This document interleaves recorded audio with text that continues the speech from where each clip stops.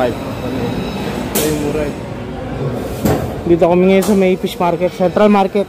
Yo, this is Zero Tactical. Kasama ko nga pala kaibigan ko si John. Ito nga pala ang ganap dito sa Central Market. Marami kang mabibili dito, mga sariwang gulay at mga sariwang karne. Pero sa ngayon, ang trip namin yung balat ng baka. Tama-tama, pwedeng itong gawing kaldereta. O di kaya kare-kare. Minsan kaldereta. Pampadami lang ng rekado. At kung gusto nyo rin ng sariwang isda, meron din dito. Kayo na magsasawa kung anong gusto nyo bilhin dito. 1.5 nga pala ang kilo ng balat na merong konting laman. At 1 dinar naman per kilo pag balat lang. Sa mga mahilig sa papaitan, mag-bopis, dito kayo makakabili ng sariwa. Bagsak ang presyo kaya agahan nyo. Tsagain nyo lang ang pagpunta rito dahil napakaraming tao.